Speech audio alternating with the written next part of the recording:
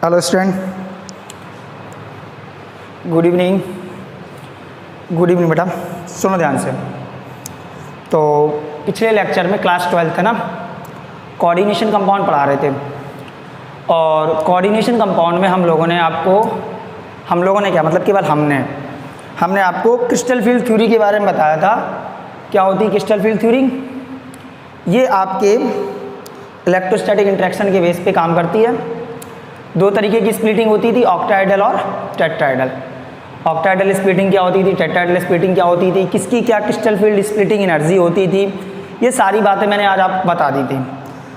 मैंने आपसे कहा था कि आज के लेक्चर में हम आपको पढ़ाएंगे कि कैसे वो पेयरिंग होती थी। आपको याद होगा थोड़ा बहुत कि मैं आपको जब हाइब्रिडाइजेशन के केस बताता था तो कुछ ऐसा होता था, जैसे ये आपका 1 2 3 4 ये 5 हैं। तो मैं आपसे कहता था कि अगर स्ट्रॉन्ग लिगैंड है तो स्ट्रॉन्ग लिगैंड के केस में क्या हो जाती थी, लास्ट की 2 ऑर्बिटल क्या कर लेती थी, पेयरिंग कर लेती थी। ऐसा क्यों होता था? ठीक है, ऐसा क्यों होता है मैंने आपसे कहा था कि मैं आपको बताऊंगा क्रिस्टल फील्ड थ्योरी में। तो क्रिस्टल फील्ड थ्योरी में बताने जा रहे हैं कि ऐसा क्यों होता है। ध्यान से सुनना, बहुत ध्यान सुनना। आज का टॉपिक बहुत अच्छा है। ये जो कोऑर्डिनेशन कंपाउंड होते हैं, ये कलरिंग फिनोमेना क्यों शो करते हैं, ये सारी बातें क्रिस्टल फील्ड थ्योरी से ही निकल के आई हैं। देखिए, मैंने आपको ऑक्टाहेड्रल स्प्लिटिंग के बारे में बताया था। और मैंने आपको क्या बताया था ऑक्टाहेड्रल स्प्लिटिंग में कि sir this is D subshell, ये आपकी डी सबसेल है। ये पहले आपकी जाती है हाइपोथेटिकल एनर्जी लेवल पे, याद होगा आपको किस पे जाती है, हाइपोथेटिकल एनर्जी लेवल पे। फिर इसके बाद ये होता था कौन सा सेंटर, बेरी सेंटर। ये सारे शब्द वही बच्चे समझ पा रहे होंगे जिनने पिछला लेक्चर देखा होगा।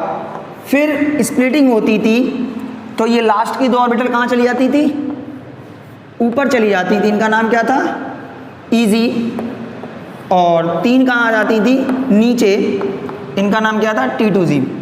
ये जो 2 ऊपर गई थी वो कौन सी थी, dx² और dz²। ये कौन सी थी, dx/d/z और dzx। और बीच के एनर्जी गैप को क्या बोलते थे, this energy gap is known as the crystal field splitting energy, written as delta O, because this splitting in octahedral complex. कोई दिक्कत नहीं ना? ठीक, चलो। मैंने माना ध्यान सुनना कि किसी का बहुत कंजस्टेड स्पेस हो जाएगा। देखना एक सेकेंड, ठीक है, मेरे पास पर्याप्त स्पेस है, मैंने देख लिया। कि कोई कोऑर्डिनेशन कंपाउंड था और उस कोऑर्डिनेशन कंपाउंड में जो सेंट्रल मेटल थी, उस सेंट्रल मेटल का इलेक्ट्रॉनिक कन्फिगरेशन D4 आया। कितना आया, D4। और ये सेंट्रल मेटल के साथ जो लिगैंड था वो आपका स्ट्रॉन्ग लिगैंड था। कैसा लिगैंड था, स्ट्रॉन्ग लिगैंड। हमने क्या बोला कि कोई कोऑर्डिनेशन कंपाउंड था, सपोज करो ये एक सेंट्रल मेटल है, ये लिगैंड है, ये है, यहाँ 6 लिख लो, कोई दिक्कत नहीं, ये लिगैंड है। इस सेंट्रल मेटल का इलेक्ट्रॉनिक कन्फिगरेशन जैसे वैलेंस बॉन्ड थ्योरी में निकालते थे ना, वो इलेक्ट्रॉनिक कन्फिगरेशन D4 आया। और ये जो लिगैंड है ये स्ट्रॉन्ग लिगैंड है। अच्छा सोचो, उसमें क्या होता था, बैलेंस बॉन्ड थ्योरी में हम लोग ऐसे करते थे 1 2 3 4 5, 1 2 3 और ये 4। जब स्ट्रॉन्ग लिगैंड होता था तो ये जो लास्ट की 2 ऑर्बिटल होती थी, इलेक्ट्रॉन क्या कर लेते थे, पेयरिंग कर लेते थे। बोलो, पेयरिंग कर लेते थे, तो पेयरिंग हो जाती थी। ये पेयरिंग क्यों होती है, इस बात को प्रूव करने जा रहे हैं हम। सुनो, एक बार बताओ, जितना लिगैंड स्ट्रॉन्ग होगा क्रिस्टल फील्ड स्प्लिटिंग एनर्जी उतनी ही ज़्यादा होगी। बोलो, होगी कि नहीं होगी? लिगैंड जितना स्ट्रॉन्ग होगा क्रिस्टल फील्ड स्प्लिटिंग एनर्जी उतनी ही ज़्यादा होगी। क्यों भाई? क्योंकि जब लिगैंड स्ट्रॉन्ग होगा तो रिपल्सन भी स्ट्रॉन्ग होगा। जब लिगैंड स्ट्रॉन्ग होगा तो रिपल्सन भी स्ट्रॉन्ग होगा, और जब रिपल्सन स्ट्रॉन्ग होगा तो डेफिनेटली एनर्जी क्या होगी? ज़्यादा रिलीज होगी। अच्छा, जब ज़्यादा रिलीज होगी तो क्रिस्टल फील्ड स्प्लिटिंग एनर्जी क्या है? ज़्यादा है। जब लिगैंड वीक होगा, लिगैंड जब वीक होगा तो क्या होगा? जब लिगैंड वीक होगा तो आपके रिपल्सन कम होगा। किसमें? सेंट्रल मेटल और लिगैंड के बीच में रिपल्सन क्या होगा? कम होगा। रिपल्सन कम होगा तो क्रिस्टल फील्ड स्प्लिटिंग एनर्जी क्या होगी? कम होगी। समझना बात को, क्या कह रहे हैं हम? अगर लिगैंड स्ट्रॉन्ग है और लिगैंड कैसा है? वीक है, तो क्या होगा? Ligand strong, crystal field splitting energy ज़्यादा, और क्रिस्टल फील्ड स्प्लिटिंग एनर्जी ज़्यादा तो कहानी अलग। Ligand weak, crystal field splitting energy कम, क्रिस्टल फील्ड स्प्लिटिंग एनर्जी कम। नंबर फर्स्ट, अगर लिगैंड स्ट्रॉन्ग है, अगर लिगैंड स्ट्रॉन्ग है तो क्या होगा? सुनना ध्यान से।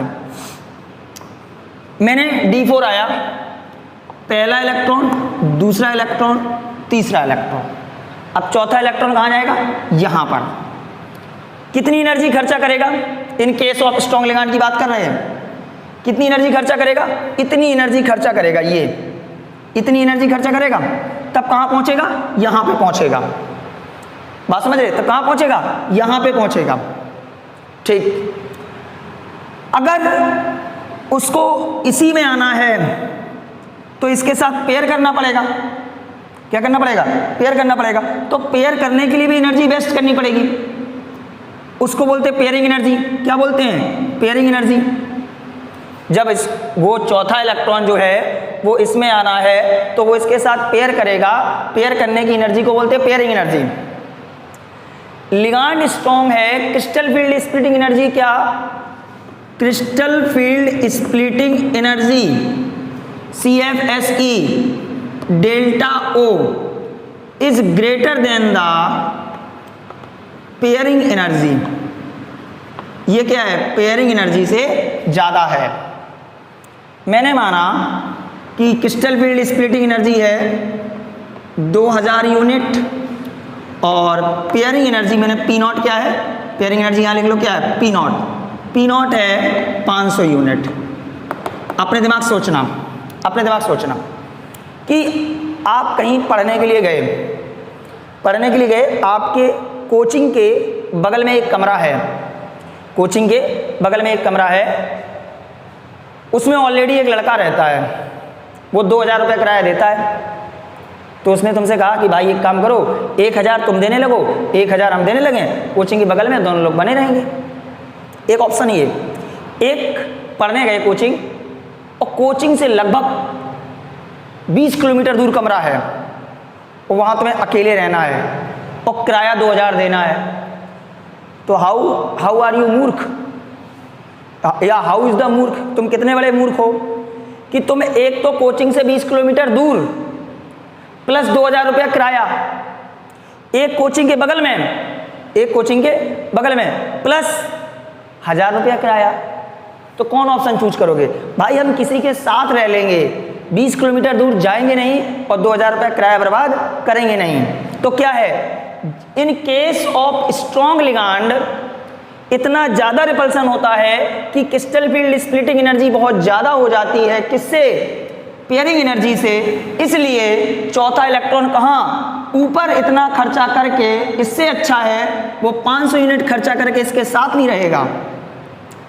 तभी स्ट्रॉन्ग लिगैंड के केस में क्या होती है? पेयरिंग हो जाती है, और पेयरिंग होने की वजह से ही तो वो देखो इलेक्ट्रॉन याद आ रहा है, उल के आगे आ गया था। यही रीज़न है कि वो उलकर आगे आ जाता है। क्यों?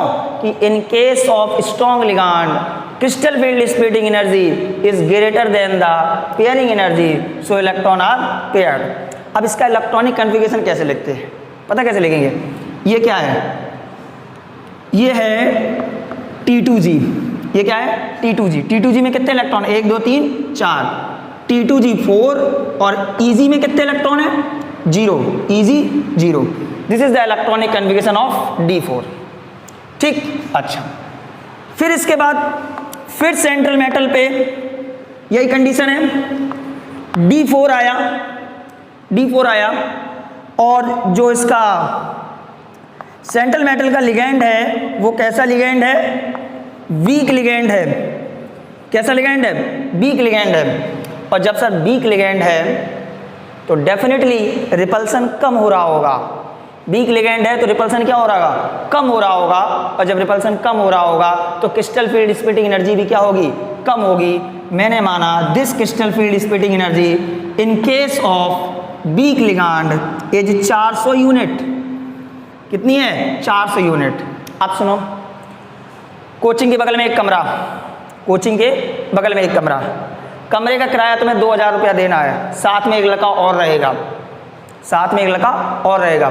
कोचिंग से थोड़ी दूर कमरा, थोड़ी दूर कमरा, थोड़ी दूर मतलब थोड़ी दूर पे कमरा, अकेले रहना है और 1000 रुपया किराया देना, थोड़ी दूर बगल ही में मान लो और है।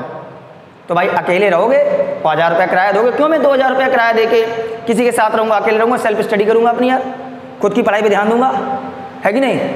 तो क्या है, जब D4 आया, इन केस ऑफ वीक लिगेंड आया, तो 1 इलेक्ट्रॉन, 2 इलेक्ट्रॉन, 3 इलेक्ट्रॉन, और जब चौथा इलेक्ट्रॉन भरने आएगा तो देख लो भैया, crystal field splitting energy in week ligand delta O is less than the pairing energy P0। मतलब पेयरिंग एनर्जी क्या है, ज़्यादा है। मतलब वो 2000 रुपया दे के किसी और के साथ क्यों रहेगा, इससे अच्छा है 1000 रुपया दे के वो अलग नहीं रहेगा। तो वो कहाँ आ जाएगा, यहाँ आ जाएगा। इसलिए इस केस में, किस केस में, वीक लिगेंड के केस में पेयरिंग नहीं होती है और स्ट्रॉन्ग लिगेंड के केस में पेयरिंग होती है। इसका इलेक्ट्रॉनिक कन्फिगरेशन क्या आ जाएगा, T2G। T2G में कितने इलेक्ट्रॉन हैं, 3, Eg में 1, T2G 3, Eg 1। This is the electronic configuration. ऐसे आप किसी का भी लिख सकते हो। तो मैंने आपको बता दिया कि जो वैलेंस बॉन्ड थ्योरी में, किस थ्योरी में, वैलेंस बॉन्ड थ्योरी में क्या होता था, वैलेंस बॉन्ड थ्योरी में होता थी पेयरिंग। किस केस में, स्ट्रॉन्ग लिगेंड केस में। क्यों पेयरिंग होती थी, आज पता चल गया कि crystal field splitting energy is greater than the pairing energy, इसलिए पेयरिंग होती थी। और crystal field splitting energy is less than the pairing energy, तो वीक लिगेंड केस में पेयरिंग नहीं होती थी। ठीक है, तो मैं अब इसको नोट करो, मैं 1-2 पॉइंट लिखूंगा, 1-2 बातें लिखूंगा इसी से रिलेटेड। ऑक्टाइडल स्प्लिटिंग से बात, कुछ बातें आई, नोट करो पहले इसको। बहुत बढ़िया, वेरी गुड। देखिए भाई, देखो देखो जरा देखो ये क्या हो रहा है, कैसी एनर्जी है।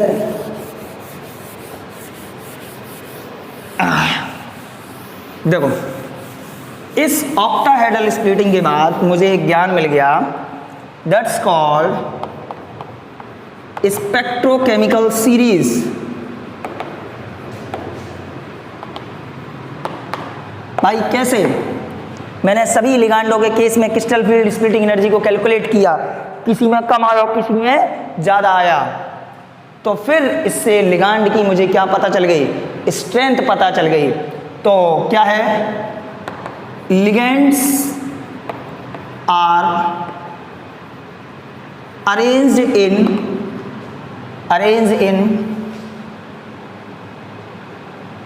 in strength of splitting। कौन कितनी स्ट्रेंथ से स्प्लिटिंग कर रहा है, ligands are arranged in strength of splitting। A series is obtained is called spectrochemical series.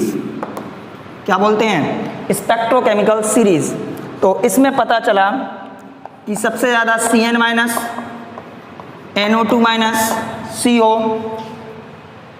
In NH3, NH3 H2O FCl Br और ये I हैं। तो बहुत सारे, मैं अगर ऐसे ही लिखता रहूँगा तो फिर बढ़िया टाइम कटेगा हम लोगों का, बहुत अच्छे से मैनेज कर सकते हैं। ठीक, और क्या पता चला कि सर 2 लिगांड, एक कौन सा स्ट्रॉन्ग लिगैंड, दूसरा कौन सा, ज़्यादा ऊपर क्यों जाते हो, दूसरा है वीक लिगैंड। स्ट्रॉन्ग लिगैंड में क्या था, crystal field splitting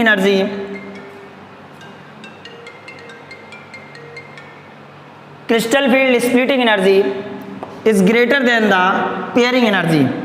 Crystal field splitting energy is greater than the pairing energy. So pairing occurs. Pairing होती है, किसकी होती है, लास्ट की 2 ऑर्बिटल्स की। अच्छा, लास्ट की 2 ऑर्बिटल याद आ रहा है, मैंने वो बताया था, गाना पूछा था, सीला कौन है, हु सीला मतलब स्ट्रॉन्ग लिगांड कैसे थे, इनर थे और लो स्पिन के थे। Strong ligand crystal field splitting energy greater than the pairing energy. So pairing होती है, जो इलेक्ट्रॉन होते हैं वो अंदर वाली ऑर्बिटल में आ जाते हैं। किस में आ जाते हैं, अंदर वाली ऑर्बिटल में आ जाते हैं, इसलिए इनको क्या कहते हैं, इनर ऑर्बिटल कॉम्प्लेक्स। और इजिली घूम के आ गए ना, इजिली घूम के आ गए, लो spin complex. Weak field ligand crystal field splitting energy is less than the pairing energy. So pairing not occurs, pairing नहीं होती है। हु वीक फील्ड है तो हाई स्पिन है तो आउटर, ऊपर चले गए थे, कैसा ये आउटर ऑर्बिटल कॉम्प्लेक्स और हाई स्पिन कॉम्प्लेक्स। कैसा है, हाई स्पिन कॉम्प्लेक्स। तो this is the spectrochemical series. Pairing क्यों होती है, ऑक्टाइडल स्प्लिटिंग होती है तब क्या होता है, टेट्राइडल स्प्लिटिंग होती है तब क्या होता है, ये सारी बातें हो गई जो कि क्रिस्टल फील्ड थ्योरी से रिलेटेड थी। अब दूसरी चीज है क्रिस्टल फील्ड थ्योरी से रिलेटेड है कलर ऑफ। देखिए अब देखेंगे कि कोऑर्डिनेशन कंपाउंड कलर क्यों शो करते हैं। ठीक है, नोट हो गया ये आपका। अच्छा चलो,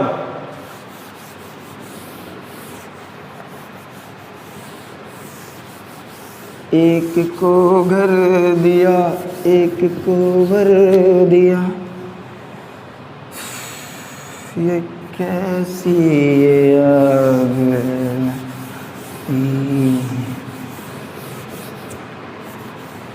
चलिए अगला टॉपिक है क्रिस्टल फील्ड थ्योरी से रिलेटेड ही,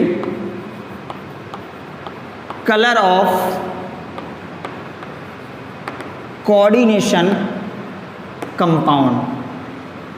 कोऑर्डिनेशन कंपाउंड का कलर। सबसे पहले दिस फिनोमेना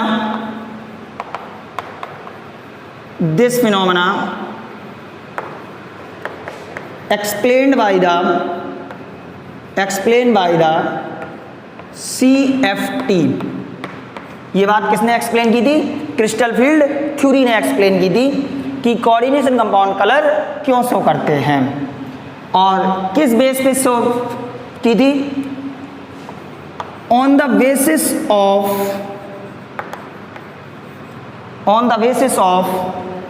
DD ट्रांजिशन। अरे सर ये तो नया शब्द, यस सर, किसकी वजह से, DD ट्रांजिशन की वजह से। पहला फेमस क्वेश्चन यही है कि why coordination compound shows colour, the answer is DD transition, not दीदी नॉट जीजा, DD ट्रांजिशन। DD ट्रांजिशन की वजह से कोऑर्डिनेशन कंपाउंड कलर शो करते हैं।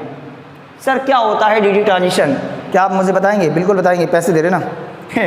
देखो क्या है, TiH2O का होल 6 एंड +3, ये कोऑर्डिनेशन कंपाउंड है। देखते हैं इसका कलर कैसा आता है। चलो भाई, इसका टोटल ऑक्सीडेशन नंबर +3, टाइटेनियम पे निकाल रहे x, वाटर 6 × 0, x बराबर प्लस का 3, this is the oxidation number on titanium. ठीक है, अच्छा टाइटेनियम का electronic configuration, scandium titanium, titanium कितना होता है 22, 1s2, 2s2, 2p6, 3s2, 3p6, 4s2 और 3d2। कायदे में अरेंज कर लेते हैं हम लोग, याद है 3d2 4s2, कायदे में अरेंज हो गया। अब टाइटेनियम +3 का मतलब कितने इलेक्ट्रॉन निकल गए 3, 2 यहाँ से 1 यहाँ से, दिस इज द 3d1। मैंने बाकी आगे की बकवास नहीं लिखी है, दिस इज द 3d1। अच्छा जरा देखो कोऑर्डिनेशन नंबर कितना है इसका 6, कोऑर्डिनेशन नंबर कितना है 6 है, तो इसकी स्प्लिटिंग कैसे होगी, इसकी स्प्लिटिंग होगी 3 ऑर्बिटल्स नीचे 2 ऑर्बिटल ऊपर, this is T2g, this is easy. 3d1 1 electron यहां भरोगे, भर गया, ठीक। अगर इसमें कहीं से भी इस कंपाउंड में कहीं से भी फोटोन आके गिर गया, what is the energy of photon hν, कहीं से भी फोटोन आके गिर गया तो ये जो दिख रहा ना, ये इलेक्ट्रॉन उस एनर्जी को लेके अपनी d ऑर्बिटल को छोड़कर ऊपर की d ऑर्बिटल में चला जाएगा, मतलब d से d में ही चला गया, d से d में ही चला गया, तो कहां चला गया यहां पे, तो d ऑर्बिटल को छोड़ के दूसरी d ऑर्बिटल में चला गया। This phenomena is called dd transition. क्या बोलते हैं dd ट्रांजिशन। और जब इलेक्ट्रॉन अपनी ऑर्बिटल छोड़ के जाएगा तो क्या रिलीज करेगा एनर्जी, क्या रिलीज करेगा energy, crystal field splitting energy, याद आ रहा है, यहां तक जाएगा, इसको इतनी एनर्जी रिलीज करेगा, मिलेगी, या जो भी होगा एनर्जी रिलीज होगी, गेन होगा, जो भी होगा एनर्जी होगी, तो एनर्जी होगी तो वहां पे होगा Hc/λ, Hc हो गए खत्म, Hc खत्म नहीं हो गए, H और C मतलब खत्म मान लो।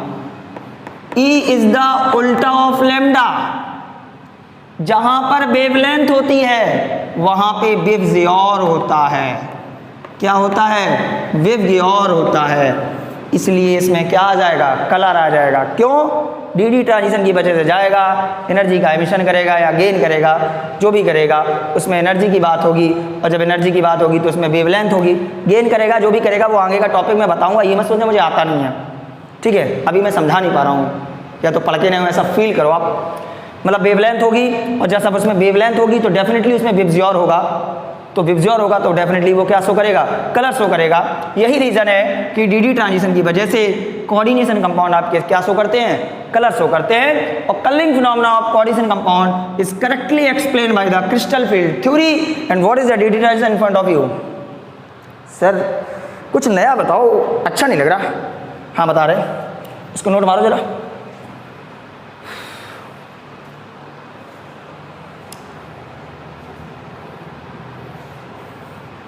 कुछ नया बताओ, इन्हें डेली नया बताओ।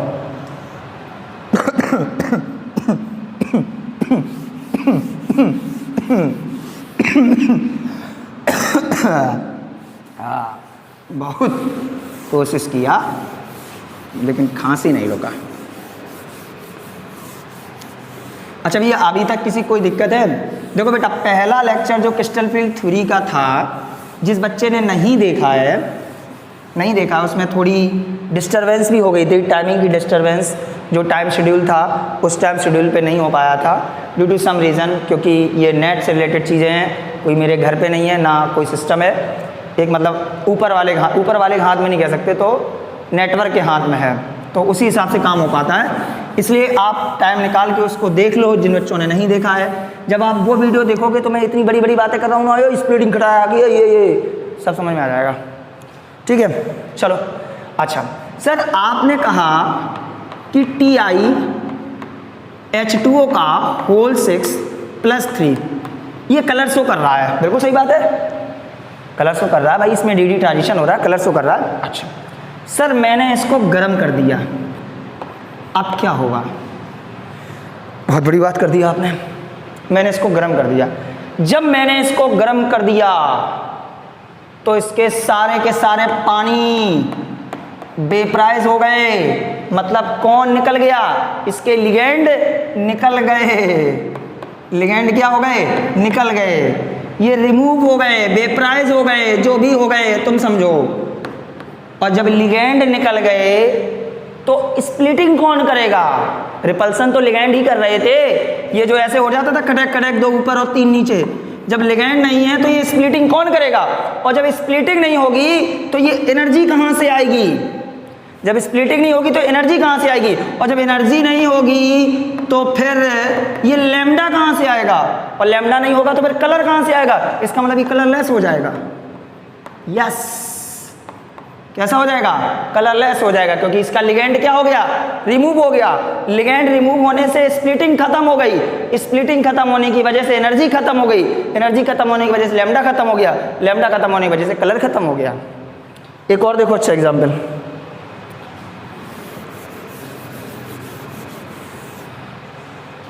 इसका नाम तो सुने हो, CuSO4.5H2O। अरे बहुत फेमस नाम है, ब्लू विट्रॉल।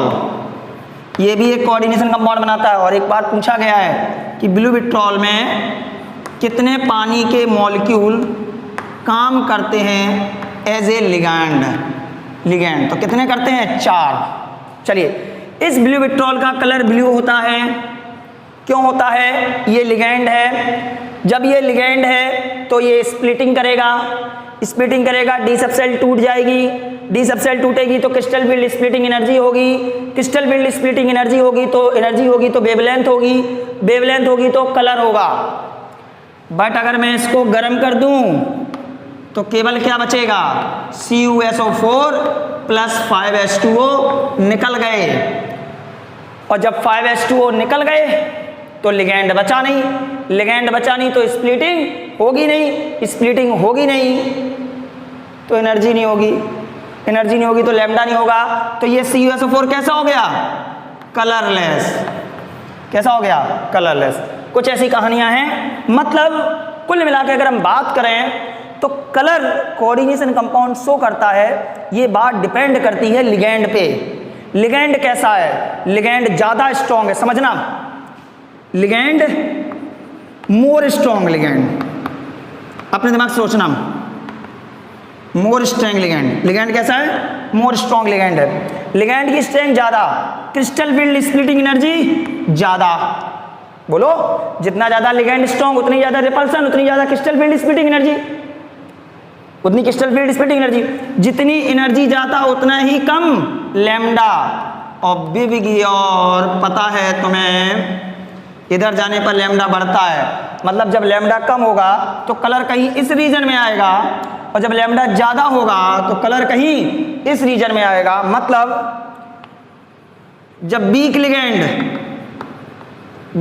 तो एनर्जी कम, लैम्डा ज़्यादा तो कलर येलो, ऑरेंज, रेड।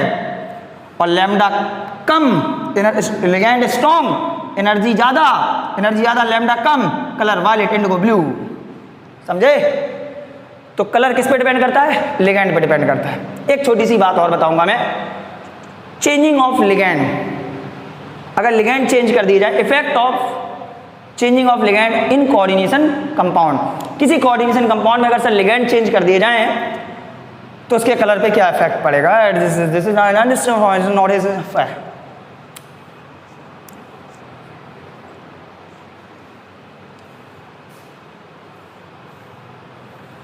चलो भाई, देखो।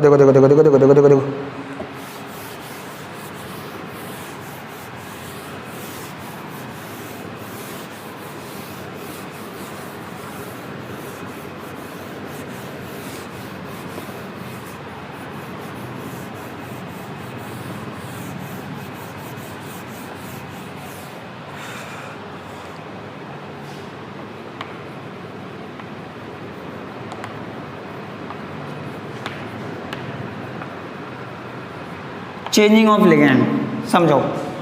ये कंपाउंड है NiH2O का होल 6 प्लस 4। ठीक, इसका कोई कलर है, इसका कलर है ए।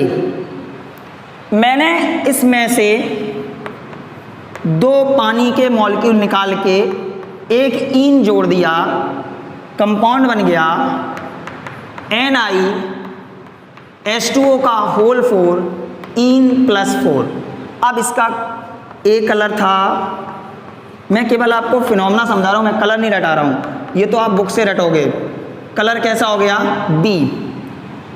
मैंने फर्दर इसके 2 पानी के मॉलिक्यूल निकाले और मैंने एक ईन और जोड़ दिया, क्या बन गया, NiH2O का होल ट्वाइस और ईन का होल ट्वाइस प्लस 4। सर इसका कलर सी हो गया, कलर फिर चेंज हो गया। ऐसा क्या कर रहे हैं आप सर, कलर क्यों चेंज कर रहे हैं, बता रहे।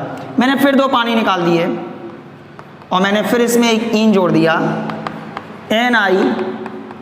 NiEN का होल थ्राइस और प्लस 4, डी कलर हो गया। सर ऐसा क्यों हो रहा है, कलर क्यों चेंज हो रहा है? अच्छा एक बार बताओ, जब मैं लिगैंड चेंज कर रहा हूं, लिगैंड जब मैं चेंज कर रहा हूं तो पक्की बात है H2O और ईन की स्ट्रेंथ में डिफरेंस होगा। H2O की स्ट्रेंथ कुछ और है, स्पेक्ट्रोकेमिकल सीरीज में देखो H2O की स्ट्रेंथ कुछ और है, ईन की स्ट्रेंथ कुछ और है। जब 6 H2O थे तो क्रिस्टल फील्ड स्प्लिटिंग 6 H2O की वजह से निकल रही थी, मतलब ये मैंने मान ली क्रिस्टल फील्ड स्प्लिटिंग एनर्जी कितनी है, CFSE1। मैंने 2 पानी निकाल दिए, एक ईन जोड़ दिया, लिगैंड चेंज हो गए, लिगैंड चेंज हो गए तो उनका रिपल्सन भी चेंज हो जाएगा, मतलब क्रिस्टल फील्ड स्प्लिटिंग एनर्जी भी चेंज हो जाएगी। क्रिस्टल फील्ड स्प्लिटिंग एनर्जी कितनी हो गई, 2। और जब सब crystal field splitting energy change हो जाएगी तो डेफिनेटली क्या चेंज हो जाएगा, वेवलेंथ चेंज हो जाएगी। और जब वेवलेंथ चेंज हो जाएगी तो क्या चेंज हो जाएगा, कलर चेंज हो जाएगा। इसलिए अगर मैं किसी कोऑर्डिनेशन कंपाउंड के लिगैंड को चेंज करता हूं तो उसका कलर चेंज हो जाता है। क्यों? क्योंकि उसकी स्ट्रेंथ के हिसाब से, लिगैंड की स्ट्रेंथ के हिसाब से उसकी crystal field splitting energy change हो जाती है। और जब crystal field splitting energy change हो जाती है तो डेफिनेटली क्या चेंज हो जाता है, वेवलेंथ चेंज हो जाता है। और जब वेवलेंथ चेंज हो जाता है तो फिर कलर चेंज हो जाता है। बात समझ में आई? अब देखते हैं कुछ आडंबर जिन पे हम लोग जी रहे हैं, जिन्हें बोलते जम स्टोन, जेम स्टोन, जो भी हो, इंग्लिश वीक है, देख लेना। सुना होगा, सुना होगा, सुना होगा। बस ओवर होने वाला है, 1 मिनट वेट करो। कलर ऑफ जेमस्टोन, ये तुमने देखा होगा, अंगूठियां पहने रहते, ये रूबी है, ये गोल्ड है, ये पन्ना है, ये गुलाबी कलर का है, इसको तुम पहन लो, तुम्हारी मौत से पहले ये टूट जाएगा, फलाना हो जाएगा, ढिकाना हो जाएगा। ऐसे नहीं आते अंगूठियों में यार, जेमस्टोन डले रहते हैं तमाम कलर के, नीले पीले हरे गुलाबी नीले। ये क्या है? ये कुछ नहीं है, इट इज कोऑर्डिनेशन कंपाउंड। सुनिए, इन स्टोन का फॉर्मेशन मैं थोड़ा बता रहा हूं इसके बारे में। इन स्टोन का फॉर्मेशन होता है समंदर में, सी में। अब समंदर में तो दुनिया भर का आइंस है।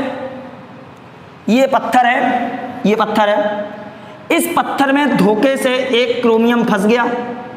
ये क्रोमियम पानी के साथ क्या बना लेगा, पानी के साथ बना लेगा कोऑर्डिनेशन कंपाउंड।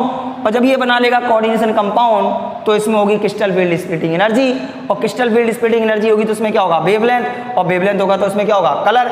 इस वजह से इन पत्थरों में क्या आ जाते हैं, कलर आ जाते हैं। क्यों?